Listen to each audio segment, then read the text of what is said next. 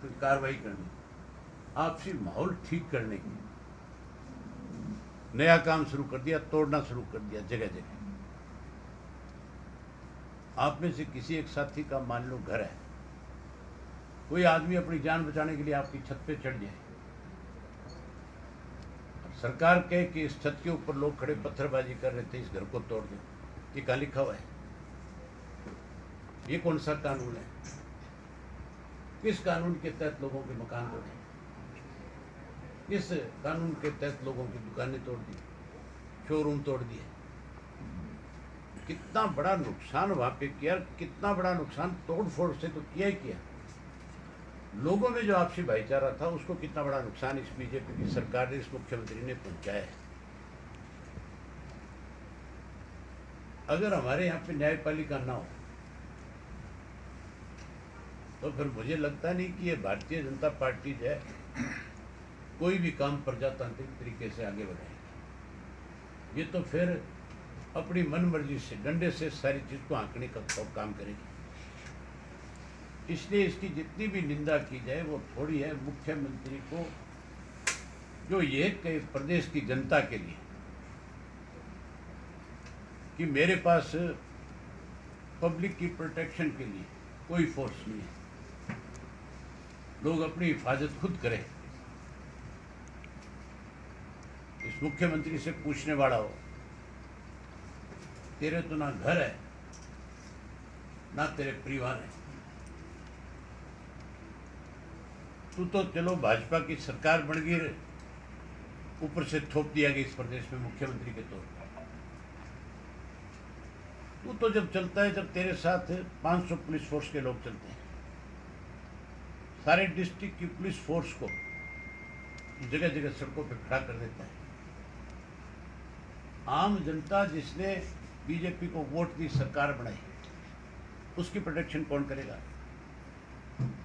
ये सरकार का काम है हर आदमी को प्रोटेक्शन देना। अगर कोई बदमाश बदमाशी करता है उसके खिलाफ सख्त कार्रवाई करना और आम आदमी को प्रोटेक्शन देना सरकार की जिम्मेवारी बनती है। इस मुख्यमंत्री को अपने पद पे बने रहने का 1 मिनट भी अधिकार नहीं है। मुख्यमंत्री को इस्तीफा देना चाहिए और जनता से माफी मांगनी चाहिए। आज पूरे प्रदेश में जो हालात हैं उन सब के लिए जिम्मेवार मनोहर लाल खट्टर है, कोई और दूसरा व्यक्ति नहीं है। इनके षड्यंत्र की वजह से आज हरियाणा का माहौल खराब हुआ है। उसके लिए हमने अपनी पार्टी की तरफ से एक डेलीगेशन भेजेंगे। हम कोई राजनीति करने के लिए नहीं भेजेंगे, हम आज भी भेजेंगे। अगले 4-6 दिन में जब हालात बिल्कुल सामान्य हो जाएंगे उसके बाद हमारा डेलीगेशन जाएगा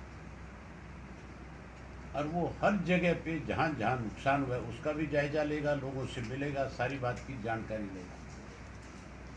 मुझे जो अब तक एक जानकारी आपको बताऊंगा तो आप खुद ये मानोगे कि ये सारी की सारी सरकार की ही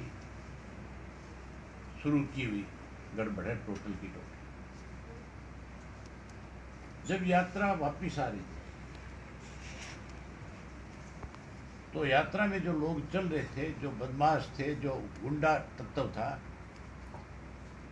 उसने जो, क्योंकि मुसलमानों की गांव है, गरीब जनता है वहां पे सारी की सारी,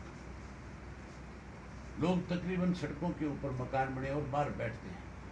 आप कभी भी मेवात में जाओ, मैं तो मेवात के घर घर में गया हूँ, आपको सड़क के ऊपर हर घर के आगे 10-10, 5-5 लोग बैठे मिलेंगे।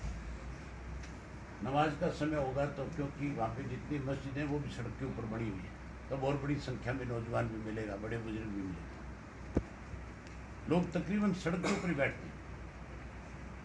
वहाँ पे पहले तो नारे लगाए गए, नारे लगाओ, हम भी परमात्मा का नाम लेते हैं, हम अपने भगवान के नारे लगाते हैं, मंदिर में जाते हैं तो जरूर लगाते हैं।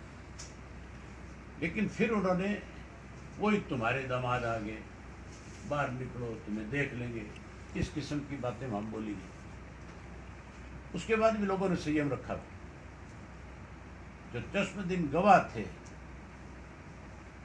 ये उसकी भाषा है, उसने बताया मुझे जो गांव का सरपंच था, मुखिया था, हिंदू था, ये उसकी बताई हुई बात है। उसने बताया कि उसके बाद फिर उनमें से एक व्यक्ति ने फायर किया और फायर करके फिर उसी तरह की भद्दी बातें की। तब उन लोगों ने वहां पत्थर पड़े थे सड़क के ऊपर, फिर उन्होंने उठा करके उनके ऊपर पत्थर मारे। नेचुरल है, हर आदमी को गुस्सा आता है। कोई किसी को गाली देगा, कितनी देर सुनोगे? अगर आपको मैं यहाँ गालियाँ देनी शुरू कर दूँ, कितनी देर सुनोगे आप मेरी बात? नहीं सुन सकते ना, तो वो भी कैसे सुन सकते हैं? आखिर वो भी इंसान है, वो कोई जानवर तो थे नहीं जो उनको समझ में नहीं आ रही थी भी तुम्हें क्या कहा जा रहा है। इन सब के लिए जो है पूर्ण रूप से सरकार ही जिम्मेदार है।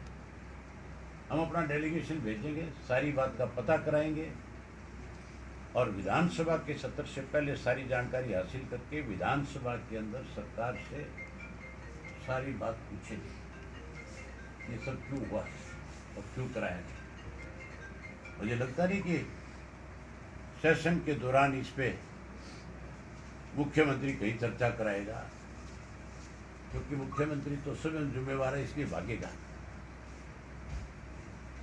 लेकिन मैं मेरी तरफ से इस इशू के ऊपर कामरों को प्रस्ताव भी दूंगा, कॉलिंग अटेंशन मोशन भी दूंगा, और अगर मेरे मंजूर नहीं किए कि मेरी बात नहीं सुनी गई तो फिर उसके लिए मुझे चाहे गैलरी में जाना पड़े उसमें भी जाऊंगा। लेकिन मैं जो आज हरियाणा प्रदेश, क्योंकि ये प्रदेश चौधरी देवीलाल का बनाया हुआ प्रदेश है, चौधरी देवीलाल की ही मेहनत की वजह से, उनके प्रयास की वजह से हरियाणा अलग प्रदेश बना। हम हमारे प्रदेश का भाईचारा किसी को भी खराब करने की छूट नहीं देंगे। हमारी पार्टी का कार्यकर्ता इसके लिए गांव-गांव में जाकर के लोगों को इनकी पोल खोलने का काम बताएगा। तो चौधरी साहब, क्या इसकी सीबीआई जांच की मांग करोगे आप? से कुछ पूछते हैं तो वो कहते हैं सीएम से पूछो, मुझे इस बारे में जानकारी नहीं है, गृह मंत्रालय तो उन्हीं के पास है। अनिल विज जी जो है, उनके बारे में क्या कहा जाए, विचारों के बारे में। वो विचारे हैं, उनकी हालत ऐसी है आज की तारीख में कि उनके डिपार्टमेंट उनके पास है, लेकिन डिपार्टमेंट में उसको कोई पूछने वाला नहीं है। वो अपने डिपार्टमेंट के अंदर किसी डीएसपी का भी ट्रांसफर नहीं कर सकता। जो आदमी ट्रांसफर नहीं कर सकता, उससे उसके डिपार्टमेंट के लोग क्यों डरेंगे, जो उसकी बात को सुनेंगे? आप मुझे एक चीज बताओ, अनिल विज ने आज तक जितने भी अधिकारियों के खिलाफ एक्शन लिया है, कोई एक भी अधिकारी जो चार्जशीट हुआ है? अगर इसने किसी को सस्पेंड कर दिया तो उसको बहाल करके और अच्छी जगह लगा दिया गया।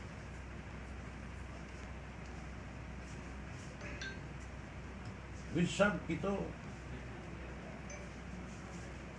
सारी पहचान विज साहब ने अपनी खुद खत्म कर ली।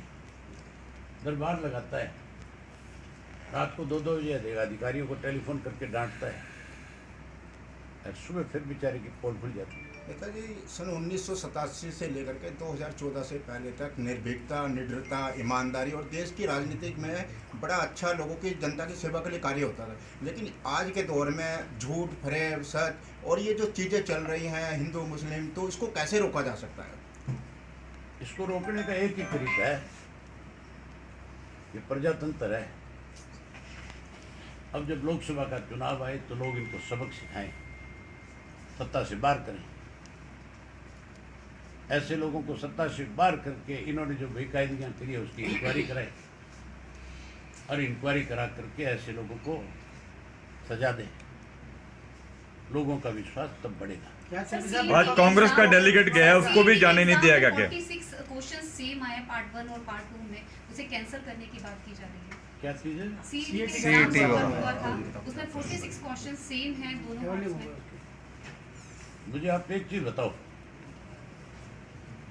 एक आदमी ग्रेजुएशन करता है, कोई भी पोस्ट निकलती है, पब्लिक सर्विस कमीशन की निकले, स्टेट की आपकी HPSC की निकले, या आपके कोई सेंट्रल डिपार्टमेंट की इनकम, पहले कोई एग्ज़ाम नहीं होता। ये लिखा जाता था कि इस पोस्ट के लिए सिर्फ ग्रेजुएट जो वो फार्म अप्लाई कर सकता है, और उसके बाद डिपार्टमेंट का जिसमें जॉब लगनी होती थी उसका एग्ज़ाम होता था। उस एग्ज़ाम में जो पास हो जाते थे उनको इंटरव्यू के लिए बुलाया जाता था, और उसमें इंटरव्यू के नंबर दे करके कम ज़्यादा करके जैसे नौकरी लग जाता था। अगर ये एग्ज़ाम लेना है इन्होंने तो फिर उस ग्रेजुएशन का नाम क्यों लिया जाता है? अगर आपने पीएचडी कर ली, आपने एमपीएड कर ली, आपने बीएड कर ली, तो बीएड के बाद अगर टीचर की कोई पोस्ट निकलती है, किसी ने मैथ्स में करी है, किसी ने साइंस में करी है, किसी ने आर्ट्स में करी है, किसी ने सोशोलॉजी में करी है, जो पोस्ट निकलेगी उसके लिए अप्लाई करेगा। सर, पर इसमें ये 46 सुने ना आप, आप पहले सुन ले एक मिनट मेरी बात। ये जो सारी चीज़ एग्ज़ाम जो करने शुरू करे हैं इन्होंने, ये सिर्फ और सिर्फ हमारे बच्चों को उस एग्ज़ाम से, उस नौकरी से दूर रखने के लिए किया है। जो गांव का बच्चा है जिसने ग्रेजुएशन कर ली और उसको आप 4 साल बाद कहते हो कि एग्ज़ाम देना पड़ेगा तेरे को, उसको नहीं क्वालिफाई कर सकते, उसके लिए पास करना बहुत मुश्किल हो जाएगा। और दूसरा, पैसे इकट्ठे करने का एक साधन है। हर एग्ज़ाम के अंदर फार्म भराया जाता है, उसमें 2 से 2,500 रुपया लिया जाता है। 15-15, 20-20 लाख बच्चे हरियाणा प्रदेश के उस फार्म के लिए अप्लाई करते हैं। ये ख़त्म होना चाहिए। ये जो रोज़ाना इस तरह के ड्रामे किए जाते हैं, जो क्वेश्चन तोड़ मोड़ के दिखाए जाते हैं, ये भी यही तरीका है कि इनको नौकरी से दूर रखा जाए। हमारी गवर्नमेंट बनेगी, पहले भी हमारी गवर्नमेंट में इस तरह के कोई एग्ज़ाम नहीं थे। आगे भी लोगों ने अगर हमें मौका दिया तो हम ये सारी चीज़ें ख़त्म करेंगे और केवल बच्चे की क्वालिफिकेशन के मुताबिक नौकरी देंगे, नौकरी निकालेंगे। अगर वो उसमें क्वालिफाई करेगा तो उसको जॉब देंगे। सर, अगर 2024 में आपकी सरकार बनती है तो क्या पत्रकारों के लिए भी कोई घोषणा की जाएगी, जो पत्रकार हित के लिए, जो समाज में पत्रकार जो सेवा करते हैं, राजनीतिक विचारधारा देते हैं, उनके लिए कुछ करेंगे क्या पत्रकारों? जब हम अपना घोषणा पत्र बनाएंगे, आप पत्रकार साथियों से जरूर पूछेंगे। आपकी भी अपनी एसोसिएशन है बनी हुई, पेंशन के है, वैसे आपके जो प्रेसिडेंट हैं उनको हम चिट्ठी लिखेंगे कि आप अपनी तरफ से हमें राय दो, बताओ कि हम आपको और ज़्यादा अच्छी सुविधाएं कैसे दे सकते हैं। जो आपके एसोसिएशन की तरफ से लिख करके हमारे पास आएगा, उससे विचार विमर्श करेंगे। सर, हम अपने घोषणा पत्र में बाकायदा तौर पे इन सब चीज़ों को डालेंगे जिसको हम पूरा कर सकते। दिग्विजय चौटाला बोलते हैं कि आप परिवर्तन यात्रा तो निकाल रहे हैं, लेकिन सबसे पहले आपको अपने व्यवहार में परिवर्तन करना चाहिए। अब आप बैठे हो सर, वो बोल रहे हैं, मैं तो कह नहीं रहा सर। मैं तो, मुझे लगता है आपके पास कोई प्रदेश की बात रही नहीं। फिर वो जा रहे हैं सर।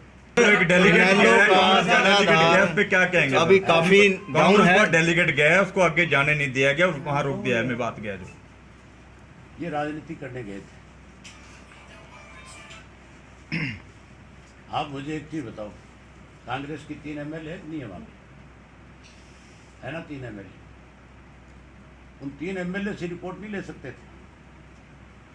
हमने अपनी पार्टी के पदाधिकारियों की वहाँ ड्यूटी लगाई है कि हम कोई ऐसा कलेश नहीं चाहते वहाँ पे जिसकी वजह से कल को आप लोगों को कोई टारगेट हो। आप अपनी रिपोर्ट बनाओ, रिपोर्ट तैयार करो, हकीकत जो है वो आप हमें बताओ। विधानसभा का सत्र आएगा, हम उस इशू पे चर्चा करेंगे, हम प्रेस के माध्यम से बात करेंगे, हम अपना डेलीगेशन भेजेंगे, लेकिन हम हालात ख़राब करने के लिए नहीं भेजेंगे। भेजने को तो मैं आज वहाँ पे मेरे 500 आदमी भेज दूँ, पार्टी के लोगों को कहूँ भी जाओ वहाँ पे, लेकिन वहाँ जाने के बाद विवाद होगा कि नहीं होगा?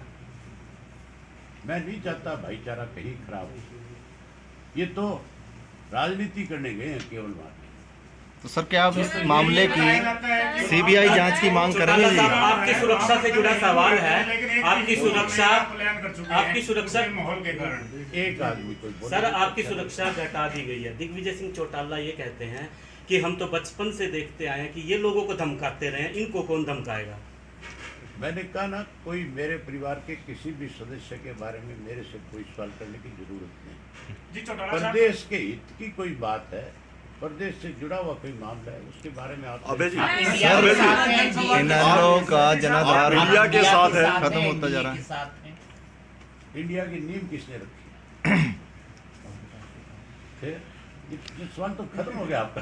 तो प्रदेश में सर अगर चौटाला जी, अमित शाह ने कहा है कि विपक्ष ने बोला नहीं मानी कांड के ऊपर क्या कहेंगे? शेयरिंग कैसे होगी सर? चौटाला जी, मणिपुर में महिलाओं की इज्जत को तार-तार किया गया, आप इसके बारे में क्या कहना चाहते हैं कि देश में अगर हम बात करें किसी भी राज्य के अंदर महिलाओं की इज्जत को, चाहे वो छोटी बच्ची हो 5 साल की, चाहे 3 साल की, तो चाहे 20 साल की या उससे बड़ी, हर एक की इज्जत को तार-तार किया जाता है।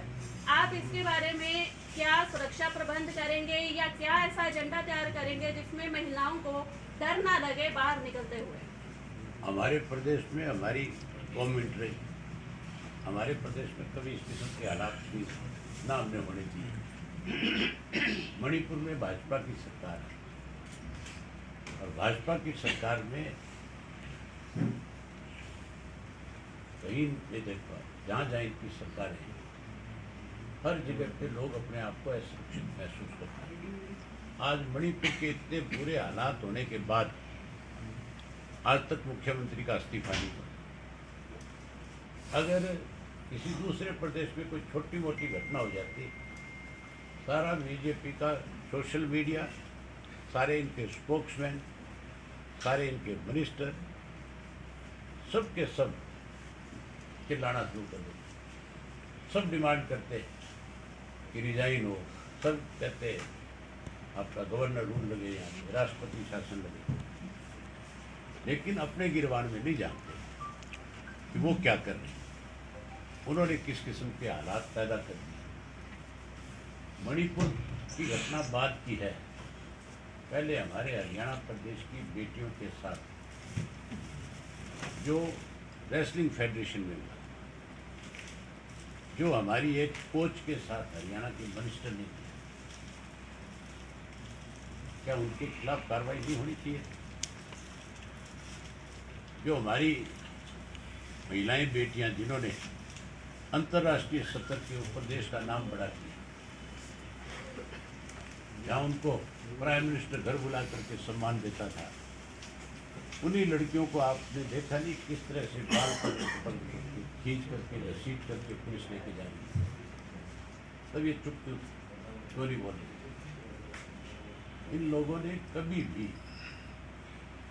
जो बात लोगों के बीच में आकर के कही कि हम इसको आगे बढ़ाएंगे, उसको हमेशा कमजोर किया। बेटी बचाओ बेटी पढ़ाओ नारा इन्हीं का है, और इन्होंने जितना महिलाओं का शोषण आज हो रहा है, कभी भी किसी की सरकार में नहीं हुआ।